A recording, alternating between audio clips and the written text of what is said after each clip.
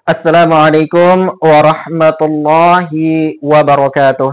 Jamaah pendengar dimanapun kita berada, mudah-mudahan Allah Subhanahu wa Ta'ala selalu menjaga kita, selalu memberikan kita karunia sehingga kita dapat melaksanakan aktivitas kita dengan aman dan damai. Para jamaah pendengar yang sama-sama mengharapkan dari Allah Tabaraka wa Ta'ala, ada sebuah kisah inspirasi bagi kita semua, yang mana kisah ini yang luar biasa tentang sebuah keistiqomahan yang diajarkan, yang pernah dialami oleh salah seorang sahabat baginda kita Nabi besar Muhammad SAW, yakni Abdullah bin Ummi Maktum. Beliau merupakan salah seorang sahabat yang tidak bisa melihat, tetapi istiqomahnya untuk menjalankan sholat 5 waktu di masjid mengalahkan apa-apa kekurangan yang ada dirinya. Dalam sebuah hadis dijelaskan dari Abu Hurairah radhiyallahu anhu bahwa Rasulullah Shallallahu alaihi wasallam suatu ketika kedatangan tamu, yakni Abdullah bin Ummi Maktum. Beliau meminta kepada Rasulullah Shallallahu alaihi wasallam tentang sebuah keringanan untuk tidak menjalankan sholat di masjid karena pertama, beliau tidak ada yang menuntunnya ke masjid karena tidak bisa melihat. Yang kedua, rumahnya jauh dari masjid dan tidak ada yang menuntunnya ke masjid. Kemudian baginda kita Nabi besar Muhammad SAW memberikan keringanan kepada sahabat Abdullah bin Ummi Maktum ini. Ketika Abdullah bin Ummi Maktum hendak pergi meninggalkan Rasulullah SAW, kemudian Rasulullah Shallallahu Alaihi Wasallam memanggil Abdullah bin Ummi Maktum dan mengatakan, hal sami'tan nida, apakah engkau mendengar azan? Maka Abdullah bin Ummi Maktum mengatakan, na'am ya Rasulullah, iya wahai Rasulullah. Maka Rasulullah Shallallahu Alaihi Wasallam mengatakan kembali kepada Abdullah bin Ummi tersebut, penuhilah suara azan tersebut. Hadis riwayat Muslim. Suatu ketika Abdullah bin Ummi Maktum hendak melaksanakan salat subuh. Ketika dia berangkat dari rumahnya menuju masjid, di tengah perjalanan ia terjatuh sehingga menyebabkan wajah dan tangannya berdarah.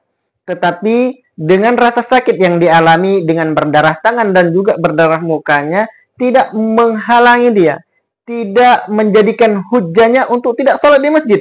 Ia lanjutkan perjalanan dan melaksanakan sholat berjamaah subuh di masjid. Kemudian hari berikutnya tiba-tiba ada seseorang yang menuntun Abdullah bin Ummi Maktum untuk menjalankan salat ke masjid. Sehingga hari-harinya waktu salat 5 waktu tepat di masjid, menjalankan salat 5 waktu di masjid. Kemudian Abdullah bin Ummi Maktum ini ingin sekali mengetahui siapa seseorang yang terus menuntunnya menuju rumah Allah. Kemudian ia mendoakan kepada Allah Subhanahu wa Ta'ala agar Allah Tabaraka wa Ta'ala memberikan kebaikan-kebaikan terhadapnya.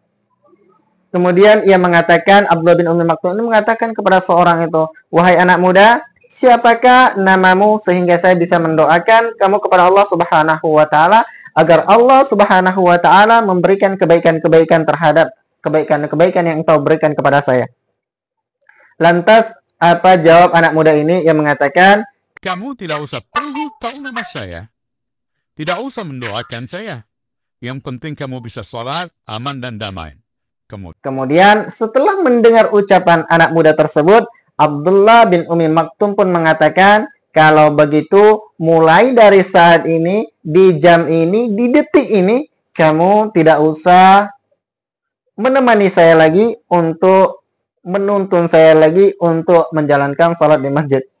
Setelah mendengarkan penjelasan Abdullah bin Ummi Maktum, maka seseorang ini mengatakan, baiklah, kalau engkau memaksa saya akan memperkenalkan diri saya.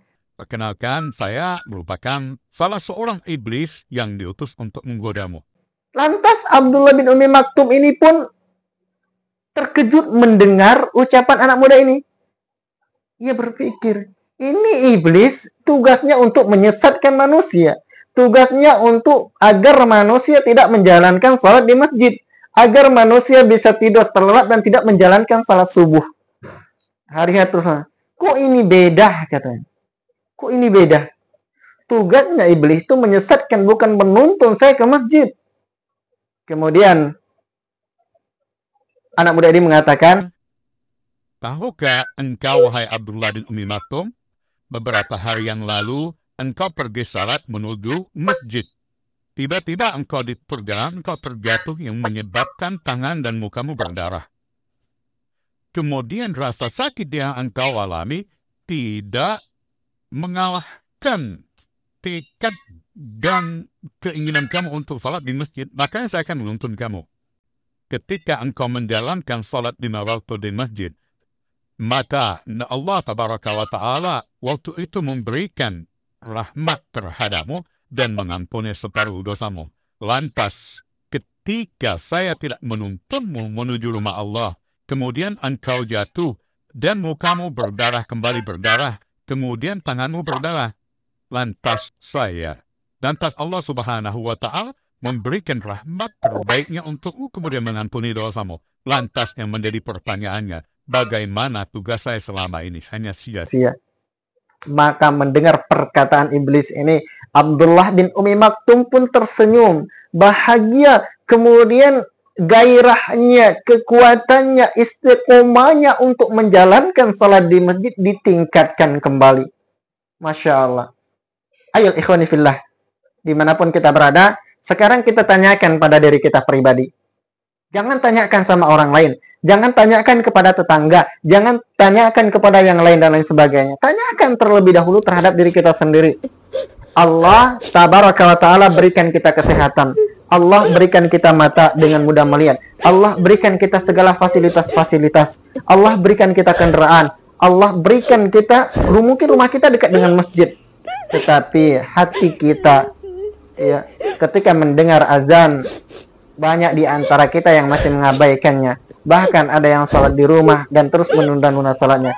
Maka kita pertanyakan pada diri kita selama ini, apakah ketika kita mendengarkan azan, kita langsung bergegas menuju rumah Allah seperti Abdullah bin Umi Maktum, yang mana Allah berikan dia sebuah kekurangan, tidak bisa melihat, rumahnya jauh dari masjid dan tidak ada menuntunnya, tetapi istiqomahnya luar biasa, mengalahkan orang-orang yang sempurna.